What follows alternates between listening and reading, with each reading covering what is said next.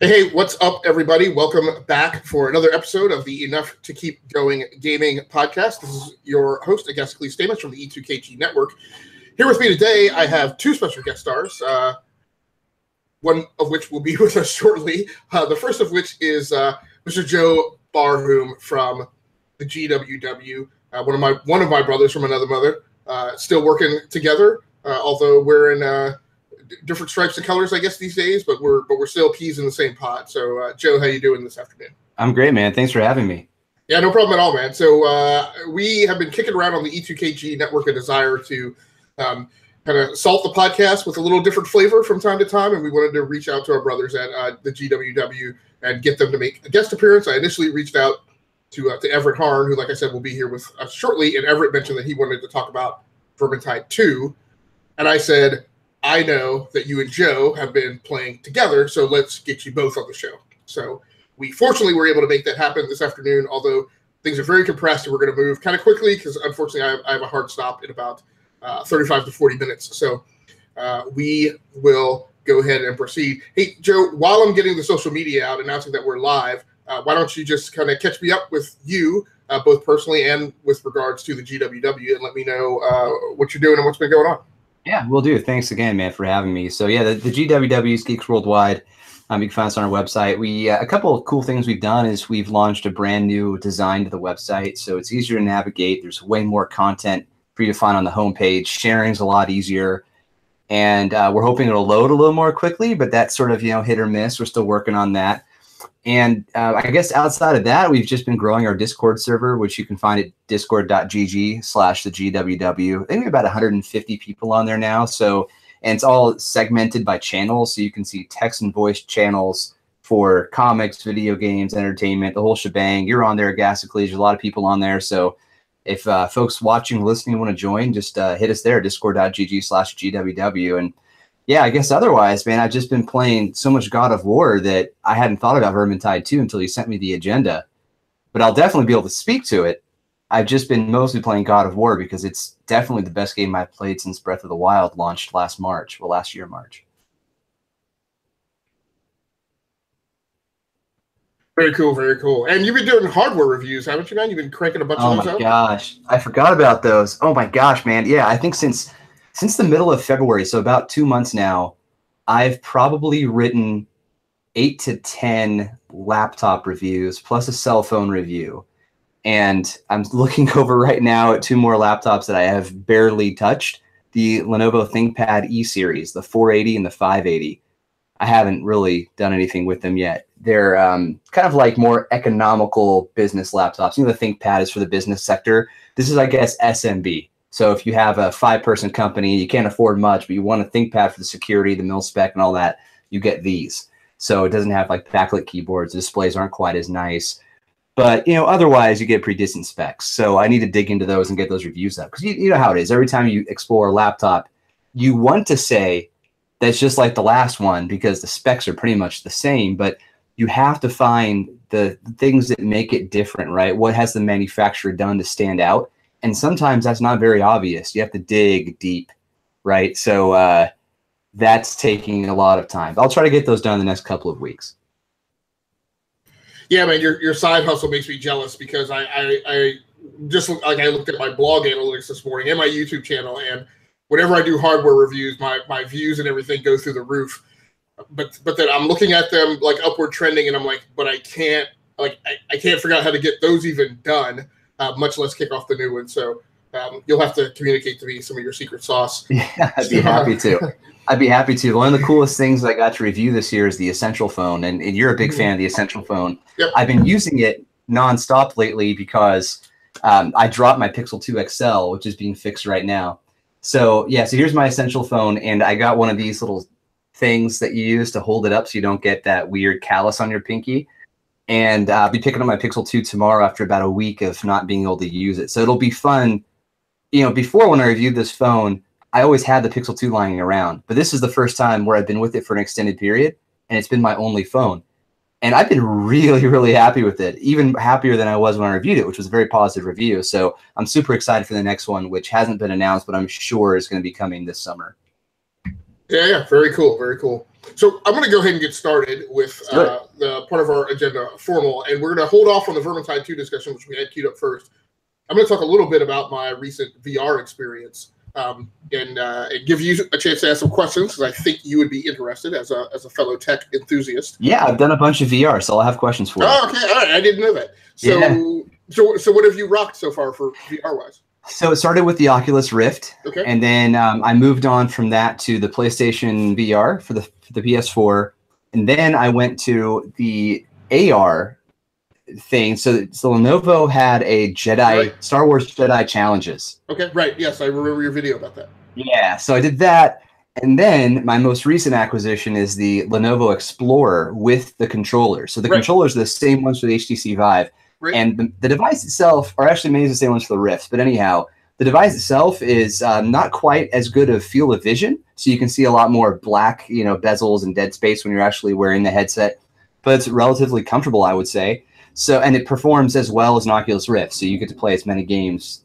You can play the same games. So, I definitely have a lot to share. This is the Windows mixed reality headset, right? It is, yes. Good call. Mm-hmm. So that's an excellent thing because that's been my experience to date.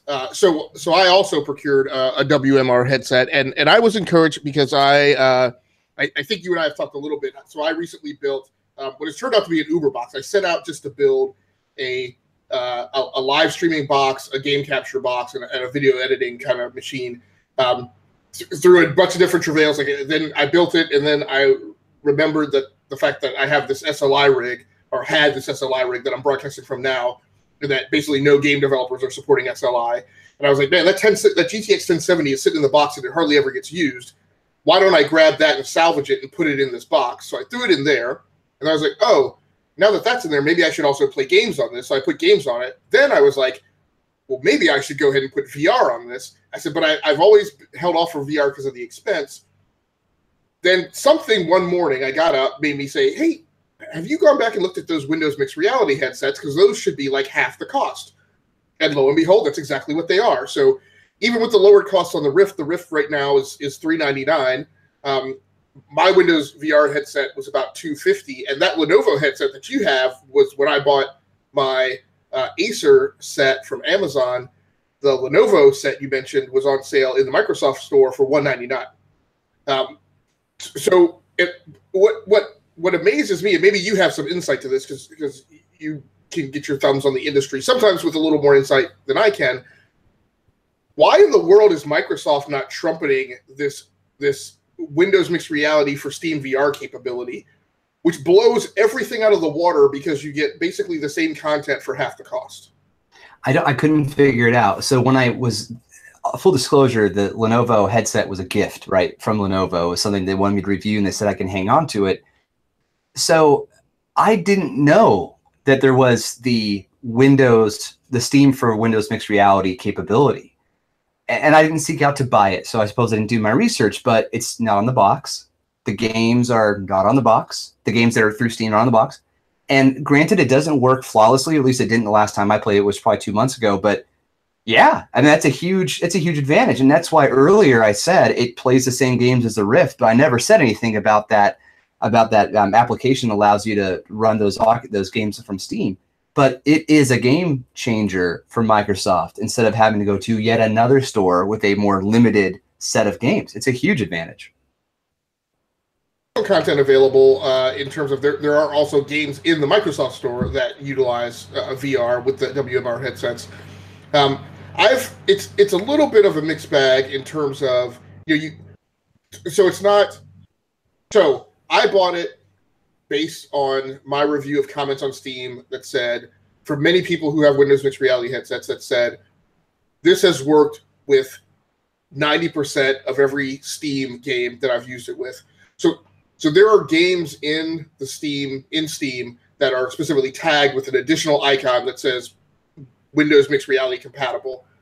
But what I saw those people saying is, even if it's not tagged as WMR and it's only tagged as Rift and Vive, it still has worked. So all the games that I had that were VR capable were all Rift Vive games. I bought the headset anyway, and I said, I'm going to try it and see what I can get to work. I have predominantly been playing Project Cars in VR, which you've got to monkey with the settings a lot to get a really good picture, and I still don't have a really good picture. However, man, it makes me giggle like a little schoolboy, right? Being in the car in Project Cars, being in the headset, and being in the in-cockpit, like the most amazing. I'm a big, huge drive sim, like racing sim guy. That experience it's the most exhilarating experience since I brought home my Sega Saturn, right, and played 32-bit games for the first time, right? That's a huge statement. So have you tried the PlayStation VR? I have not. No. Okay, so back at PlayStation Experience, which is their annual North American conference, they do it. They used to do it in Vegas, and I do it in California, San Francisco. So I was there 2 years ago, so PSX 2016, and the PSVR hadn't yet released, and they did a demo, and so everyone got to wait in line, for an hour, and then it's your turn. They have a huge booth set up, and there's all these games being demoed, and I got hosed. I ended up in one of their drive sim games, and I'm not a drive sim guy, but even still, the one they put me in was that one game that completely bombed. I can't remember what it was called. Drive Club or something. Drive Club, which is let me say, it's a great game today. Yeah. Oh, so they updated it and whatnot. Yeah. Anyway, so I didn't quite like it. So anyway, my only experience with VR and car sims was not very good. Yeah, so Everett is present now, so I want to get him in. The only thing, additional thing I will mention then on VR before we skip over to our next topic is, I think it's a great purchase. Just be wary. My big thing, and the reason, in fact, I didn't buy PSVR is my biggest thing is it needs core games in order for it to take off. It needs more AAA titles. It needs more devs who are doing AAA games, including that functionality, for it to take off. And in the meantime, like, I don't have, because people have been asking me since I got it, is it worth it? And my thing is, in order for it to be really worth it for everyone, it's got to be willing. It has to be good enough for me to be willing to give up my game time to play a VR game, which means it has to be a concurrent experience. It can't be this off-track walking around simulator that eats into my opportunity, that eats into me as an opportunity cost versus playing God of War, right? Project Cars is that, and it actually, I need to go check out Project Cars 2 as well. But there's a lot of games that it's not that, right, and it's not worth it. So, choose carefully based on your library. Have you tried any? If you don't mind, just one more question about it. Have you tried any of the rhythm games where it's not about graphics and immersion? It's just about keeping a beat. I haven't. So I know that there's a PSVR game for that called something that starts with a T, and I can't remember what it's called. But no, I haven't played that. Well, there's two games that I would recommend. So one is on PlayStation VR. It's called Project Spark. I think that's what it's called. Anyway, it's basically like playing badminton. Okay. You get two people, and it's a real person you're playing against, and you can completely see them, and you're just hitting this disc against each other, kind of like Pong, and you can use ricochet off the walls and whatnot. But there's some rules about if you hit it a certain way, it speeds up and that kind of thing. It's a lot of fun. It's super competitive, and people can watch. It works really well. The other game, if you're more on the PC side of virtual reality, is this game called Beat Sabers. So you got to basically look like lightsabers, red and blue, and you have to just keep with the rhythm to hit these things that are flying at you, almost like Guitar Hero. It's really cool. So I'd recommend those two VR games. So my actually last comment. Sorry, my actual last comment is, and I've asked Phil Spencer this on Twitter. I haven't gotten an answer. I have always suspected, like Microsoft made this big push for Windows Mixed Reality. They dumped the price of the headsets. They're in the market now. They work. When are we going to see compatibility between those headsets and Xbox One? Because that would seem to make perfect sense, right? Yep. Xbox One runs on Windows. Windows supports WMR. Why would you not kill the rest of your VR competition by introducing that capability again at half the cost of a Rift? Yeah, and they certainly have the processing capability in the X. Oh, yeah. Yep. The S can handle it too because the PS4 can. So yeah, that seems to be a big mistake on their part. No brainer. Everett, my other brother from another mother. How you doing, man? What's up, man? Can you hear me? Yeah, we absolutely can. So good to see you, man. Yeah, you too. I haven't talked to either of y'all in forever. I know. Yeah. there's a part of me that hates this because, as I mentioned to Joe, unfortunately I've got a hard stop in about 25 minutes. I would love to just be doing this off camera, just chilling out and drinking a beer with you guys and getting caught up. It's my fault for running late and for making y'all come at a weird time because you probably record this at a different time. No, not at all, man. Hey, this is like old times, right? Getting up at 5 a.m. in the morning to do a podcast with Everett, right? Yeah, I was just thinking about that. I used to get up at like 5, and you guys would have to be up till like 1 a.m. Right. So real quick, man, why don't you give us a couple plugs and get caught up with your content, whatever you want to say to let us know what's been going on. Yeah, well, I'm kind of in the same boat, I think, as Joe. I've got a fairly new addition to my family, and she's a screaming mess most of the time, so it keeps me off of the GWW more than I'd like to be. But yeah, me and Carrie are still doing as much of Geeks Talk TV as we can.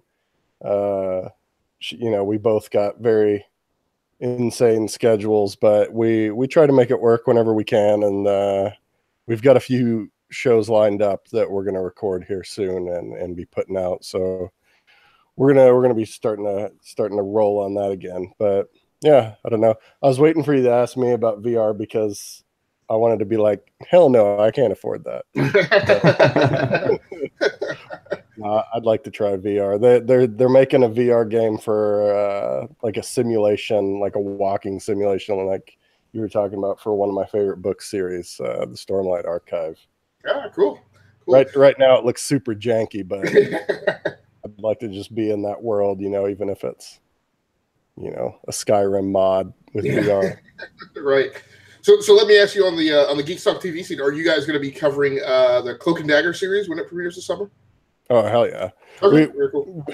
Like I said, we don't get the cover near as much as we'd like to, because like when you just said Cloak and Dagger, I was like, man, I don't even know if we did a Runaways podcast. Yeah. And we both love the Runaways. Like there's so many shows. Like I just finished Black Lightning. Just got caught up on that. And we haven't talked a single episode of Black Lightning, so we need to get to that. Love and Love Sick from Netflix. Both of those we're talking about. So yeah, just keep an eye out for that if you like to hear two people just talk about TV shows like we're at a restaurant. So for the next 10 minutes or so, let's get a lowdown from you guys on Vermintide 2. So my perspective and my awareness, so I bought and played Vermintide, the original. One of my problems was it from my perspective is you need people to play with to be really fun. My other perspective, my feeling is it's kind of like Left 4 Dead in a fantasy setting with slightly larger character models. And one of the breakpoints I had with it was when you were playing single player, I felt like, and I could be wrong, but I felt like when you were in a mission and you failed, I want to say that it always sets you back to the beginning of the mission. There were no like checkpoint saves in mission, which for me I felt like led to just me repetitively playing over and over again, like 10 to 13 minutes until I got to that point where that was trial and error, and then I would have to go all the way back again. So talk to me about what's been different. Talk to me about what your guys' streaming strategy or content production approach has been on your live streams for that, and tell me what you like about the game and what works well for you guys as a set of GWWers who are playing it co-op. You want to go first, Everett? Yeah, sure. No, I was gonna say you're 100% right, Gascles. It's first of all, Vermintide 1, it was just like, a brown mess, so we won't talk about it. There's like no color in that game. This game looks beautiful, but like you were saying, it's 100% Left 4 Dead medieval setting. The one thing it's got going for it is some of the dialogue, which is kind of fun. Like the characters are fun. And then I think it's got a bit more variety in the player classes. Like in Left 4 Dead, it's like, do I get a shotgun? Do I get a this gun, or do I get that? Maybe there's a hatchet somewhere. But in this game, you've got, there's, 5 different classes? Yeah. And each class has 3 different subclasses. Oh, okay.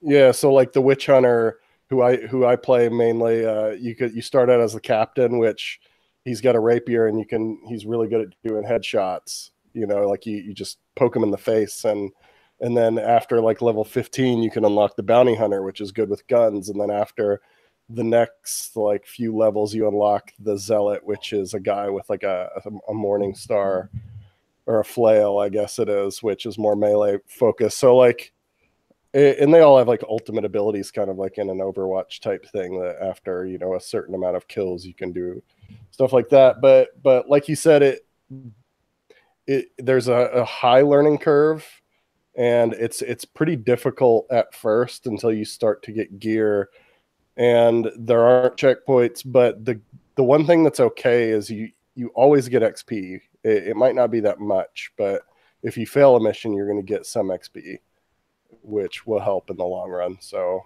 yeah, that's cool. That's a design element that to me it's weird, because we brought up driving is it's similar to Forza, right? And why I keep playing that game, because even when you lose a race, right, you're still collecting XP. So that's very cool. So Joe, what class do you main in the game?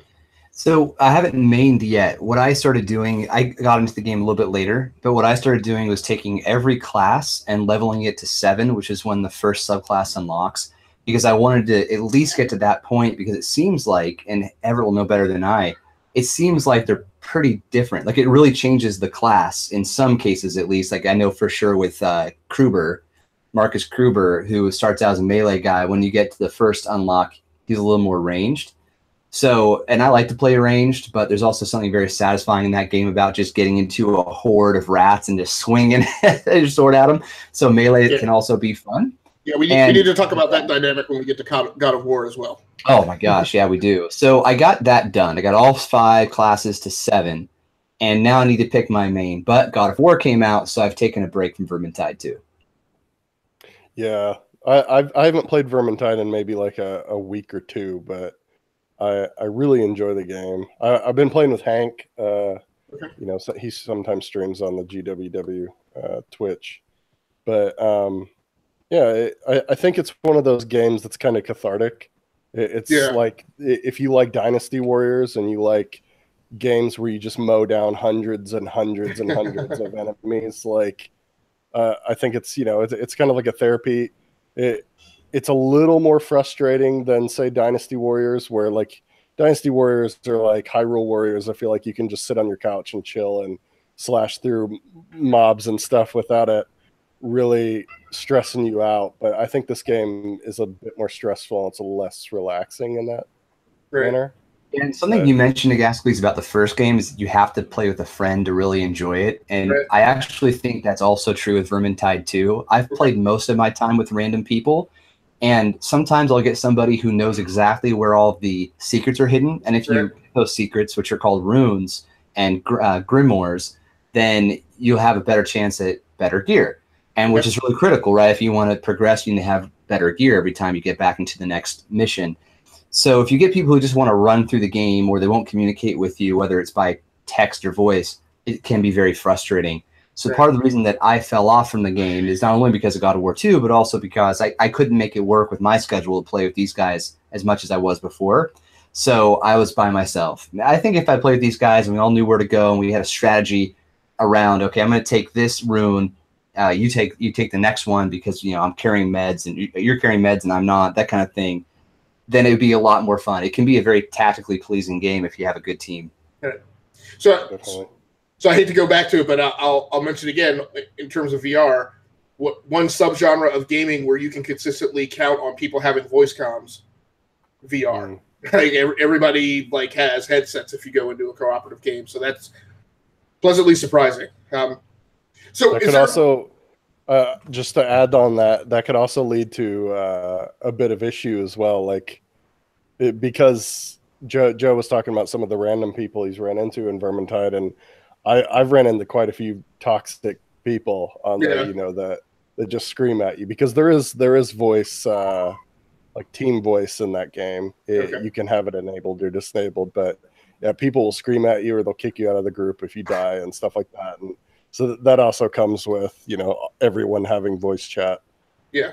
that lineage, I still draw that back to Call of Duty Modern Warfare. We can thank that game for all the toxic behavior in online gaming.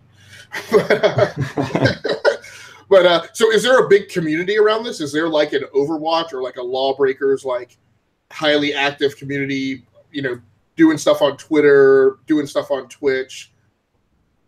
Hank invited me to a group called the Mad Nomads, and they seem pretty active within the game. Right now, just looking at their roster, though, on Discord, no one's playing it. So it's possible that it's one of those games that doesn't have a long shelf life. It might be that you get every character to level 25 or whatever the max is, and by then you've seen all the missions, you've collected everything, you've got the best gear, and you're like, okay, well, there's nothing else to do, I'm done. So that's what I would guess would happen. You'd have to ask Ben Suri, I think, from GWW. I think he's been working on maxing all the characters. See if he's still like interested in the game. Yeah, Ben's the one that got me up to speed. So my very first time playing was with Ben, and he showed me where everything was. It was a huge advantage. Right. So when I get into a game without him, and I know where to get stuff, and people don't, but I'm like level 6 or something. It's surprising to them, and it people appreciate that. So tip my hat to Ben. That was huge. So let me ask one of my litmus test questions about some games that had maybe similar trajectories, if that's what you guys are predicting, that I think you all played. For Honor, The Division, Ghost Recon Wildlands. Are you expecting to see the same kind of, hey, there's a big groundswell at the beginning and people are talking about it that unfortunately winds up petering out fairly quickly? I don't think so. I think this is a little bit of a different draw for people. Those games had mass market AAA appeal to them. Right. And I think this is just a little bit different because there was only one game before it. It is in the Warhammer universe, but even the Warhammer universe is sort of like a niche thing, right? People that understand it and get it, there aren't that many. Yeah, so I think that, people will be drawn to this because they already have some sort of interest in it. Gotcha. And I could actually see a resurgence in this game in the fall once they get some DLC out and they've worked out the kinks, which I actually haven't seen any bugs yet, but I'm sure there are a few. They work out the kinks, they get some DLC, and they get that consistent community. I think you can see some people actually get drawn to the game because it is really Twitch friendly. I think. Right. So it is kind of a stream game that I think so. Okay, gotcha. Yeah, 20-minute missions. Yeah, and then it's weird too because it's you mentioned it's niche. It's really a niche of the niche, right? Even people who like that universe, like my understanding is this is a thing that occurs at like in the far end of the timeline. It might even be kind of like a flash forward kind of thing that is not part of the very end. Yeah. So Everett, same question to you. I mean, how do you see this game faring long term in comparison to some of those other games I mentioned? I feel like I'm a bit more pessimistic than Joe, just based off of where this game was on Twitch and where it is now. Like I think the interest in it has dropped, but like you said, once DLC comes out, I think the interest will be immediately back, which is, incomparable to The Division, which had tons of DLC and like survival modes and stuff that came out and no one ever heard about them because there was no interest at all. And I don't even think For Honor has gotten a single DLC.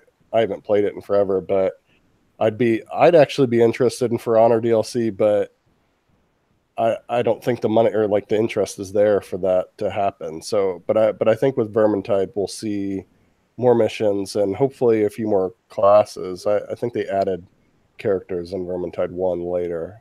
Okay. So yeah.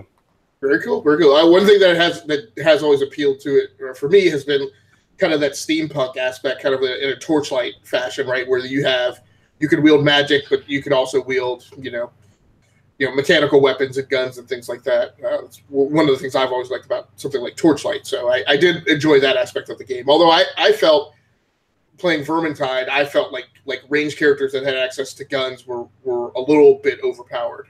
Oh yeah, the character I play has a repeating crossbow that I think every 5 or 10 seconds he automatically gets like a guaranteed critical hit, every time I critical hit, I get 2 free arrows, and I can do a shot that fires 3 arrows, and the arrows pierce through enemies. So if there's like a long swarm coming toward me, I can go from no ammo to full ammo within 1 shot. Like, it's ridiculously overpowered. That's great. That's great. Yeah. So Everett, you're gonna have to remind me. Do you have a PlayStation 4? I do. Okay. All right. So let's go ahead and skip over to talking about God of War. Everett, have you? I know Joe's been playing. Everett, have you been playing? Not yet. That's one of those games that I feel like I'm going to need some guaranteed play time to get through, and I just don't have it right now. So Joe and I will try not to spoil anything. Then I think we can manage that. Joe, initial impressions, comments about the game. I'm particularly interested in how you view the game with respect to everything you've heard from other podcasters and commenters and people around the media. So I'll be totally transparent. Whenever I'm listening to a podcast, and this goes back not only since release last week, but even prior to release, if anyone talks about God of War, I skip ahead. I really didn't want to be spoiled on this game after I saw the first trailer or two, because it looked exactly like my kind of game. So I took a Breath of the Wild approach and just went, don't spoil it. Don't tell me anything about it. So I'll certainly respect that for anybody who hasn't played it and is listening to this, or they're early on in the game. So my initial impressions are incredibly positive. It is exactly the game that I wanted. And I've played the other God of War games. I've liked all of them a lot. And this is quite different, but in a way it's kind of the same, right? The setting seems similar. The weight of the character seems similar. Even the battle system has some similarities. And Kratos, of course, is very well voice acted, whereas before, he didn't really have the best script, but the voice actor was solid. So I'm in love with the game. I don't even know if I can give you a really good objective opinion today, because I just love the game so much. No, that's good. I'm glad you mentioned the voice acting. That's also probably the thing that I've appreciated the most. Little biased, because the voice actor, the guy who's voicing Kratos, Christopher Judge, is personally one of my favorite guys. Played Tilk in the Stargate series, who's one of my favorite characters. So I didn't know that. Yeah. That's awesome. Yeah, he does an amazing job. That dude is solid. Little man love going on there. No, seriously. Yeah, I listened to his voice and I'm like, God, man, I want to meet this guy. Yeah. So I was glad to hear you say it's a little bit of the same, because my people have been gushing about this game, and I enjoy it. I will say I've also been playing Far Cry 5 right now. I don't like it as much as Far Cry 5 because I feel like there's more that I can do in Far Cry 5. But I think my two largest, I want to say call them takeaways, but my two largest things that I feel run counter to what I hear everybody in the media saying is, like you mentioned, mechanistically, it's kind of a lot of the same. Like you still have to open chests, right, to get stuff in. What they did was they removed the button mashing you used to have to do to get the chest to open, because it just really didn't make a lot of sense. But the combat system is also largely the same, right? Just in terms of you fight regular, and then like every 7th or 8th drum beat, there's a larger size dude, right? In every like 16th drum beat, there's a boss kind of character. So those things, I like that kind of materializes fairly early to me. You mentioned the range here, so you do have a range capability in the game from jump, and this is where my own approach, I guess, got a little tainted by hearing other people. So I have attempted to, I've tried largely to not lean on that as a crutch, and approach things doing a lot of hand-to-hand combat without the thrown weapon. One of my comments on the design is I feel like the game design and the battle presentation inherently drives you to then use the axe, right? Like I tried using a lot of hand-to-hand, and I eventually got driven to lean on the axe more. One of my questions for you is, how do you feel about the inclusion of the sun, in that it feels it's a little escort mission-y, Has that bothered you, or have you felt like that's a good aspect of the game? It's been good. I compare it more to BioShock Infinite, where you had that companion, but you didn't really have to take care of her. So you don't have to really take care of your companion in this game. He's able to do that himself. There are times, however, where you need to throw your axe or something to save him, and I like it. It's kind of immersive and cool and a little more realistic that he wouldn't just dominate as a little guy on the battlefield himself, and he clearly has a lot to learn. But I've appreciated the dynamic between the two, not just in combat, which I'm not sure where you are in the game. I think I'm pretty far into it. It gets a lot better in terms of how you can use him in the combat setting. Right. So that, and even the rhythm of you want to use him. So the rhythm of you're pressing these buttons constantly, and you kind of have your way of fighting certain bad guys, and then you want to incorporate your companion. Even just hitting that button and doing it a certain way has this really fun sort of beat to it. Right. And to me, that fits really well with the overall design of the game, which is there is stuff to do. It's not as big as a Far Cry 5 in terms of options, but the way that they have a small box where everything's in there in terms of the game's, the environments and the world's all kind of small, but there's these layers. Right. And it has this Metroidvania style of kind of you can come back and you can iterate and you can go to other realms. And all of that, I think, fits very well with what they've done with that father-son dynamic. I don't think the father-son dynamic would have been as good, talking from a story and dialogue perspective and even combat, if it were a huge Ubisoft kind of game. Yeah. So I think they really nailed it. And it makes sense because the game was in development for, I think, 5 years. So they took their time and they really delivered, I think. Cool. So let me, if you don't mind me asking you on air, and if you do, you can just shake me off. So you have two kids, and is one of them a boy? Yeah. No, I have two girls. Two girls. Okay. Mm-hmm. So I do as well. So there are, and Everett knows, man. Like, I just emotionally get crushed anytime I'm seeing or playing anything that has to do with like a father-daughter relationship. Yep. I just become like an emotional puddle.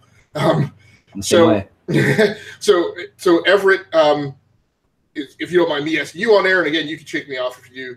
So is your kid a boy, and is there an interest in allure to getting to God of War to experience that relationship in game?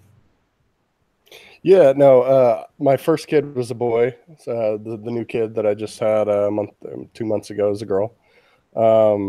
I've got a very strong connection with my son, and the thing, like, I actually have never played any of the other God of Wars, and I know that's criminal at this point, but the biggest draw to this game for me would be the story of the father-son.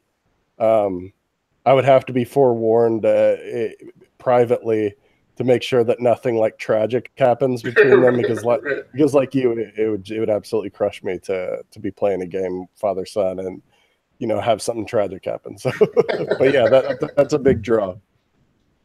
All right, very cool. So, guys, I can't express enough how much I wish we had more time. We will definitely have to do this together again with less time constraints on it. I really appreciate you both joining in. It's an incredibly special episode for me. Getting a chance to sit and talk with you guys again. Joe, if anybody needs to keep up with your goings on the internet, where can they keep up with you? Yeah, the best place to find me is it's on Twitter at Joe Barhoum, or just the website, and you can shoot me an email, joe@thegww.com. Thanks for having me. Cool. Everett, how would people catch up with you and understand what's going on with Geeks Talk TV? Yeah, you can follow me on Twitter at @TheEverWritten, and you can catch up and follow Geeks Talk TV at Geeks Talk TV. We should be posting there soon. Very cool, guys. So I wish you the best of luck in continuing to play Vermintide 2 if you get back around to that and explore it. Hopefully there'll be some DLC that drops this year. And Joe, I'll definitely keep tagging up with you and kind of compare our God of War experiences.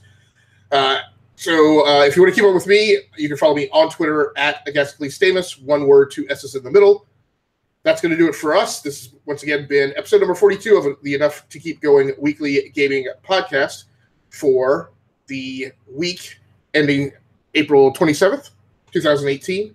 On behalf of the E2KG network, and I guess that's it. It's just on behalf of the E2KG network and the GWW. Thanks so much for joining in. That's going to do it for us. we're out of here. Peace.